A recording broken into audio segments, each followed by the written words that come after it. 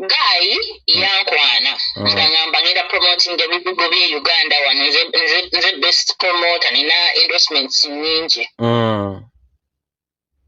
kati the fact that I'm a cosmetics YouTuber clientele yange singa eri bweru Nigeria bani ababeera US ne UK ne Canada bebasinga okungulako ebizigo ne mbaweza through DHL kati Uganda wemba I can estimate namu abantu nga 6 abangulako ebizigo so I wanted to boost my clientele in Uganda kati weyaleete eki idea ekyokuboostinga ebizigo byange I bought it because I needed some boost kati netubeerawo naye gayi nga alina ebizibu bingi nga nsaba ssente naye that wasn't the issue kubanga twali tweyagala nze nga muteekamu ssente nga mugulira engoye nyina mulabirira musasulira renti muwa upkeep buli kimu Bruno ke nga nze akimukolera yes no ne whatsapp sinzirina ne voice note sinzirina nga nsabiriza amafuta biki ate kati omukazi ankubira nnyo amasimu wa renti byonna mbirina ati twatuuka ekiseera ebintu bya Vanessa ne bijja mu ogundi mu limelight nga teyaŋŋamba safe ekitegeera esaabekatoda yaliko saidi yagenda nga kino ekiguddewo nga nesetaze kati moyo sinario ya safe jukira omusajja waba takugambye mwana kikunyigamu bwe kiri kati moyo sinario ya safe ate nentegeera nti no alina omwana ow'okusatu ali bweru abeera n'ennyina ebweru ati nebeera ddabo drama ekitegeera naye nasooka nemubeererawo saasooka ku reactinga yanyinyonnyola biki that's my past biki nensooka nemubeererawo kubanga nesente za DNA nze ekola ki nze yazisasula eza seefi yazinsaba nga mugamba omwana oyo wandimukebedde DNA nga nze amugamba kubanga yali amwegaana nga ngamba si wange biki naye nga foto zindaga nti nno ki so I pushed him nakebera DNA n'asaba emitwalo 6 nenzikola nenkola kinunzimu wano bakebera DNA kati wayitawo 2 weeks awo wonna nga twogera results wezaakomawo abawala baali basindika ebintu bingi nnyo nendaba abawala nga bali nayo mu buliri nendaba nga waliwo yamukwata ruumu ye yonna ng'ali awo ku capital ali naked ali mu boxer kugamba nalaba ebintu bingi nenyiiga ng'omukyalo ekitegeera kubanga nze ewange yali anaga nti straight nga omanyi abavubuka akuwenza ndi wano biki ebyo ebyokulaga nti nno yolloyo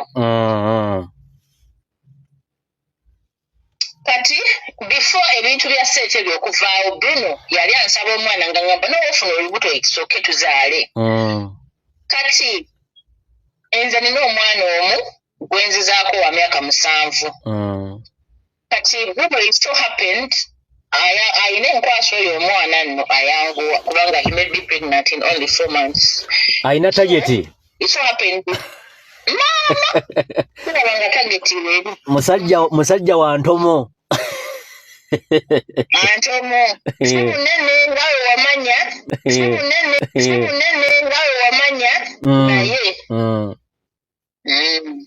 kakati wenfuna olubuto kati twasooka ne twawukanamu kusaga ebyo ebifaananyi biki nensooka ne mugamba sooka ompeemu break etwewamu break ya mwezi gumu Bruno netuma netuddawo netwogera netuddawo olunaku lwasooka okuneebakako nga tuzzeewo bwe nafuna olubuto lwa mwezi 6 kakati Bruno oyo nga tubaawo naye nga biru zansaba ate kati yakomawo mu second part eno aba yali amanyi agenda kuluzinga banka ye yansabanga ssente nyingi nze vidiyo nakamukolera 3 nga zonna za bukadde 3 Katonda wange waliwo eri vidiyo gye namukoleranga ebintu bya self byakagwawo eyo ng'alinga ng'aweedinga simanyi oluyimba baluyita bato oba ogitegedde ngimanyi vidiyo eyo nze yagikola nemukolera ayingiddewo ndowooza naye omumanyi neno oluyimba ng'ali n'omuki ng'ali n'omunyarwanda nze alukoze naye lwakuba ennyimba za Bruno zibeerako wiikis 2-3 ozolaba nga oluyimba lufeedinze abantu tebalufuddeeko kati netubaawo mama waba n'ekizibu nga nkubira nga nzeetekako Mpandikira very good nziyina voice note sina mafuta baby bichi batera load ya manja era na voice note sinziyina nengina nga angamba mama lero talina kyakulya mutere yenyama byonna birina na mafuta g'emmotoka nzaaga gula kati mi nali nakiriza omuntu wange nawe yajja okitegeera nali nakiriza omuntu naye lwakuba abantu abamu tebasiima abawala abasinga Uganda basaba state. Nze nayisaba yadde Bruno ekikumi. All I wanted from Bruno is his emotional and physical support. Okitegeera. Naddala mwene embeera nga nfunye eki olubuto. Bruno yategeera nti ndi olubuto. Bruno yadduka. Nangamba lujeemu. Busimanyi saagala bawala b'e Kampala bamanyi nina abaana bana. Ne mugamba Bruno. Sigenda kusaba buyambi bwa mwana. Sera si yangu ogimanyi.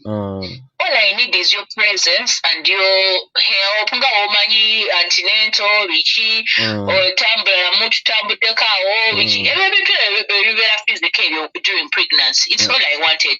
Naye Bruno, yagamba lujeemu kati ate nga angamba busisobola ggala n'abaana bana at 32. Nakitegeera.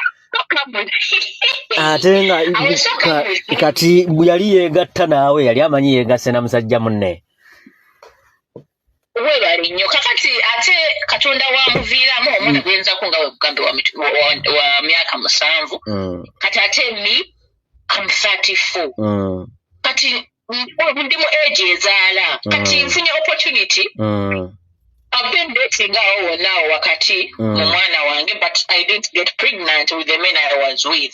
So mfunye opportunity mfunye olubuto. You can't tell me to abort my child at 34. Ate negwenzako myaka 7. Ate nga weesobola. Ate nga neesobola. Kati ye nze kye nalaba in this whole issue. Bantu bawala amanya bawala baba mwegomba nnyo kubanga babeera nnyo wano ku WhatsApp singa baby Bruno njagala byo bibabeeramu abawala ku masimu ga Bruno. Kakati ye anaasalawo ddi nti kambeere n'omuntu ono. Webale nnyo kakati Bruno nze kye nalaba lwaki yakutenga bwatyo yalaba nga abawala tebutagenda bafuna bulungi okitegeera nga bategedde nti guys yanga talina abaana bana manyi abawala twesikamuko ng'omusajja alina abaana ate kati bali bana okitegeera kati disappointment gye yakola ki gye yafuna waliwo gayi eno nalinga mu muwanga buli Bruno wajja eno ku weekend nsasula engoye $5,000, $6,000, $4,000 ze ssente za Bruno ez'engoye buli weekend all our dating lives mbadde nga nsasula engoye okitegeera kati it so happened nti yajja ku Friday n'afuna engoye ate ne twawukana ku Lwokubiri kati gayi nga mmanji $59,000 Neneebulira ne ngamba gayi agenze ate nsasula ebbiiru nga te engoye yazambala kati n'ongamba no sijja kusasula ngoye ekiringa nga bonoofunirwa gayi looni ne mwawukana ate n'olekanga okyasasula looni abantu bayita mu bingi by the way in relationships lwa mutima mulungi kakati nze ne ngamba sigenda sasula $59,000 nga gayi ali eyo n'abantu balala ate ayambala engoye ezo kubanga tumugambe zizze gayi tayagala ngoye nnyo matire ku network ebadde ki network erabika ekyankalanye kati mbadde nkugamba kati gayi natandika okunkubira amasimu wa boutique njagala sente za ngoye mwatwala engoye ku luno temumpadde sente kati nani nagamba mu mutima sijja zisasula ne mugamba sooka obuuzaani Bruno kuba oba alina ssente kuba nze sirina ssente I'm stuck right now naye nali mulimba kubanga nali sagala just kusasula ssente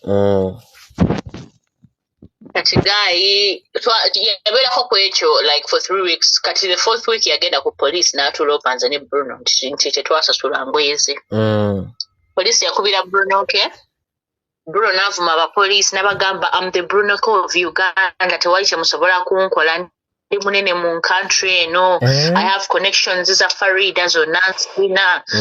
Nga watu wagamba connections za Farida zonna mbonzirina. Oba munjagala munnoonye munnoonye sina na time yammwe. Munnoonye mujje mu Uganda munnekyanja era munnoonye. Nga watu wagamba wa police. Kati police ne boogera n'oligaye n'amugamba omuwala ono ali lubuto lwa Bruno. Bruno yamuleka mu apartment yekka. Teyamuwa any emotional support. Kati ne boogera naye mu buntu n'amugamba oli musajja. Ate oli alina engoye ze era ye yalinga azikima. Oli musajja. Omuwala ali mu fixed. You have sisters, you have friends, you have cousins, you have mothers. So just bear with her otegere situation ye. Kubanga kati wobeera nga ali wakusasula, let them divide the amount. Buli omu asasuleko like zaasasula okitegeera.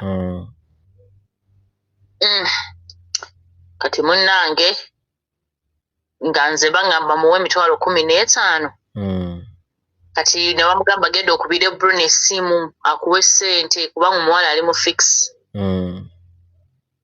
Kati gye byaggweera Gayi nawulirako nti yabivaako. N'amuleka kubanga Gayi yali yeeguya nnyo Bruno ng'alaba eserebu agulako mu dduuka lye okitegeera. N'amuleka. Kati Bruno natandika okugamba okuva olwo n'amblockinga. We yamanya ebyo eby'engoye nti biyingiddemu poliisi n'amblockinga.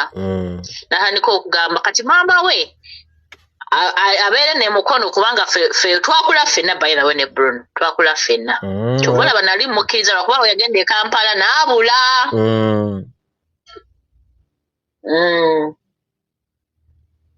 N'abula.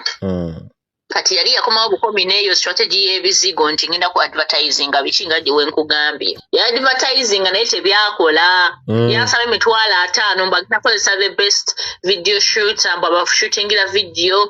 Bwe yamusaba emitwalo 5 yakozesa simu ye nakozesa InShot eyo app nakolera ka video kali awo tekatunda na kutunda. Kyonga namuwa emitwalo gyange 5. Ma baby uzubu ni nice I sina mwana sente sijja kuli n'amafuta actually sirina muroka nkalu nimukukima mwana naye sirina mafuta kalimi kali mukaba so sikobadde okundiposinga kuneona ncheredde kali mitwalo 10 nondirake 10 endala wakati sina mafuta dateeka mafuta nimukukima mwana nejukira kati mukima ku macha nimutekayo n'olweggulo. Yes. Okay love. Okay. Pressure ngenda gisala oba nagisaze nadda kubanga it's not good for me even right now. It's just not good for my health. Etuyomba nga ntandika okusenyu mbeera siwulira bulungi in my lungs, so it's not good for me. I think I have to clear my head and concentrate on me and my baby. The rest, I just have to trust you, I guess. Ma baby ngawe nagamba bintu bino byemoroka byayingira mu upkeep like lwalyompade so nsaba if you can help me with like 200,000. Okay, maybe so. Because byanyingira mu I planned that money nti zigenda kumala till when ajja ku Friday wakanaye kasomatu kusente zikoze zanzigwako because of that stuff byemmotoka nayingira mu extra expenses.